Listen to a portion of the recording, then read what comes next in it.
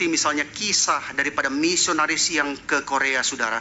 Misionaris dari Amerika bernama Robert Jermain Thomas. Waktu dia pergi ke Korea tahun 1866, Robert J. Thomas, dia berangkat dari Tiongkok, pergi ke Korea dalam satu misi untuk membawa Injil kepada orang-orang Korea.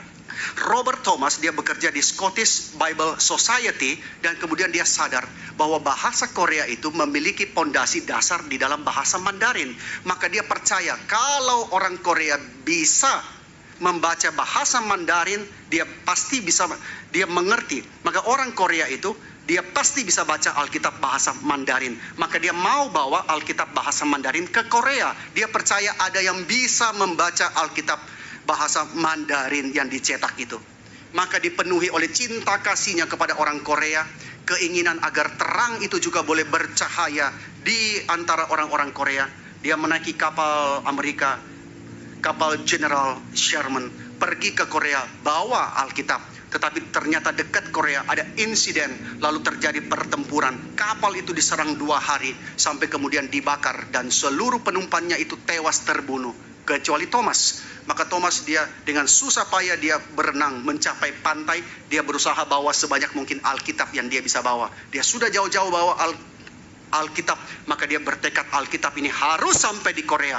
Maka dia bawa sebanyak mungkin. Sampai di pinggir pantai, tentara-tentara Korea datang kepada Thomas. Lalu Thomas serahkan Alkitab itu kepada mereka, tapi mereka memukuli Thomas sampai mati di pantai Pyongyang. Dia dipukuli sampai mati di pantai itu. Saudara, ini mengingatkan kita kepada apa yang dialami Yesus ketika dia datang ke dalam dunia. Yesus datang dengan kasihnya yang besar, membawa terang dan keselamatan itu. Tapi dunia tidak menerimanya. Dunia membunuh Yesus. Maka di dalam Yohanes pasal 1 ayat 11, Yohanes mengatakan, dia datang kepada milik kepunyaannya, tapi orang-orang kepunyaannya itu tidak menerimanya. Yesus datang kepada milik kepunyaannya, tapi mereka tidak menerima Yesus. Bangsa Israel sudah buta terhadap Mesias mereka sendiri. Mengapa bangsa itu menolak Yesus? Karena mereka tidak mengenal dia. Mata rohani kita buta, saudara. Kalau bukan Roh Kudus mencerahkan, kita tidak bisa kenal Yesus. Mata daripada orang-orang Israel, mereka buta. Yesus adalah terang yang sejati. Sementara yang lain itu hanyalah kopi daripada terang itu. Tapi orang Yahudi puas dengan kopiannya, saudara. Jadi lucu ya, kadang-kadang kita akhirnya barang palsu kita pegang mati-matian. Dikasih barang asli kita nggak mau tukar. Aku sukanya barang palsu. Nggak mungkin kan? Tapi orang Yahudi, mereka puas dengan kopiannya. Mereka merasa sudah punya Musa, sudah punya hukum Taurat, mereka sudah punya bait Allah, mereka sudah ada persembahan korban. Tetapi mereka tidak paham bahwa semua terang yang palsu, yang bukan palsu, kopian itu hanyalah menunjuk kepada terang yang sejati yang akan datang. Dan ketika Yesus datang, mereka membunuh Yesus. Apakah gelap bisa mematikan terang? Apakah kegelapan itu pada akhirnya bisa mematikan terang? Apakah dengan penolakan umatnya dan kematian Yesus berarti kedatangan Yesus gagal? Apakah dengan penganiayaan maka pekerjaan misi akan padam? Saudara sekalian, bagian terakhir daripada kisah tadi dari Robert J. Thomas itu, misionaris ke Korea, memberikan jawaban kepada kita dan membuat kita kagum dengan pekerjaan Tuhan.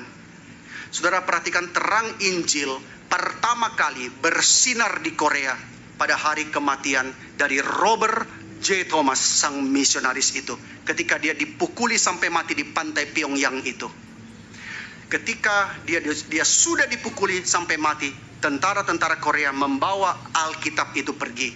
Ternyata di antara mereka ada yang bisa membaca di dalam bahasa Mandarin. Maka mereka membawa Alkitab itu yang dibawa oleh Thomas di dalam pengorbanannya. Dan beberapa dari mereka ketika baca dalam waktunya Tuhan, maka mereka mengenal sang terang itu. Dalam waktunya Tuhan, dalam rencananya Tuhan, mereka menaruh iman percayanya kepada Kristus. Jadi jangan pikir bahwa ketika seorang yang diutus akhirnya mati, maka pekerjaan Tuhan berhenti. Maka demikian pula dari kematian Robert J. Thomas, ada tentara yang bisa membaca dan mulai mengerti, dan Injil itu bersinar di dalam hati mereka. Maka sejak permulaan itu, dan kemudian disusul oleh para misionaris yang masuk, terang Injil kemudian bersinar begitu terang sehingga Kristus dikenal luas oleh orang-orang di Korea. Maka di Korea Selatan saat ini, kekristenan telah berkembang dengan pesat dan merupakan negara dengan populasi Kristen yang sangat besar. Bahkan Korea menjadi negara yang mengutus misionaris keluar. Dulu orang mengutus misionaris dari barat. Sekarang Korea banyak sekali mengutus misionaris keluar. Mereka pergi membawa terang itu kepada bangsa. Itulah cuplikan video seorang pendeta yang menceritakan kisah misionaris dari Amerika, yaitu Robert Jermain Thomas. Pada tahun 1866, Robert J. Thomas berangkat di Tiongkok, pergi ke Korea dengan satu misi, membawa Injil ke Korea. Robert J. Thomas ia bekerja di Scottish Bible Society.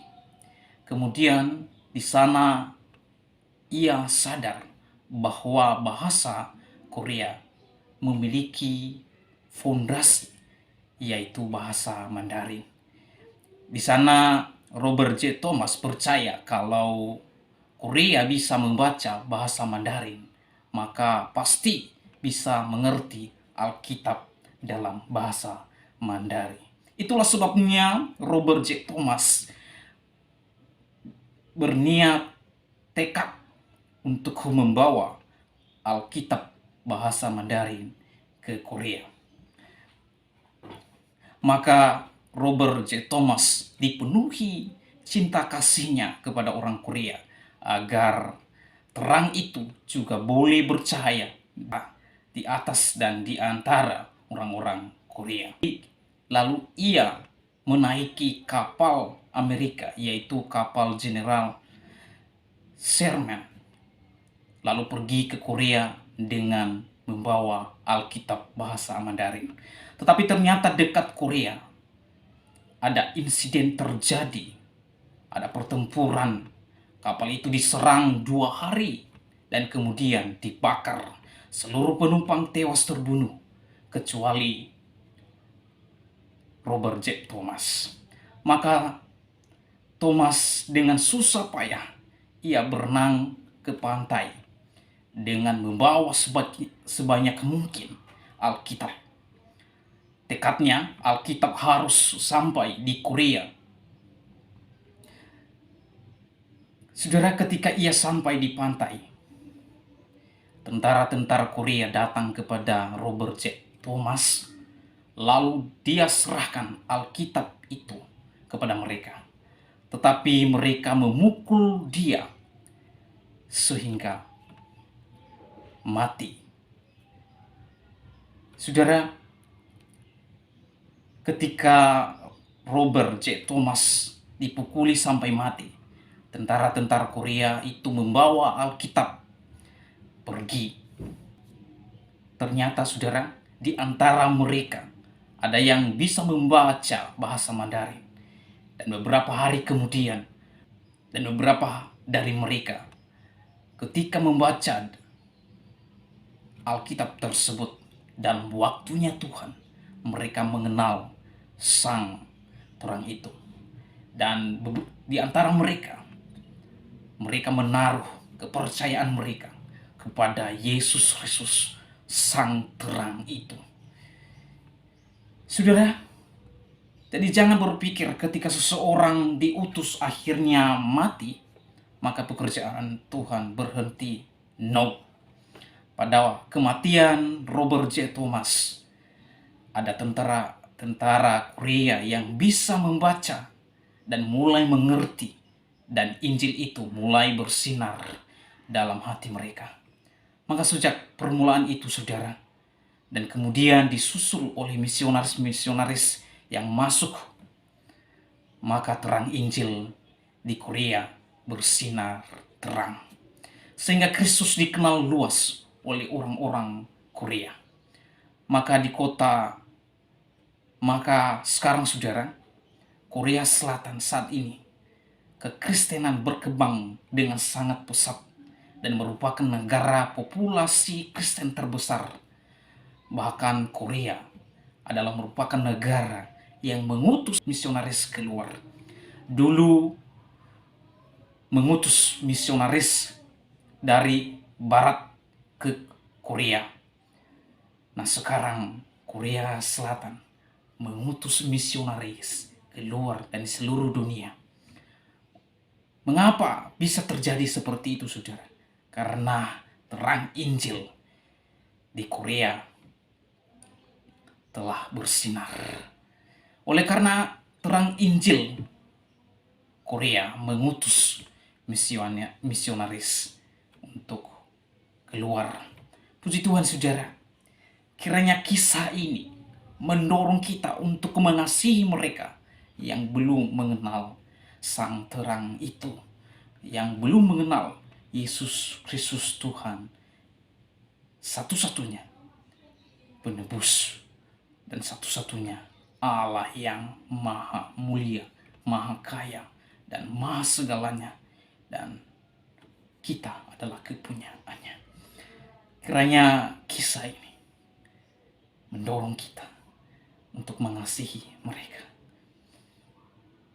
Video ini sungguh luar biasa dan mengingatkan saya untuk mengambil bagian di dalam pemberitaan Injil. Tuhan Yesus memberkati kita semua. Shalom.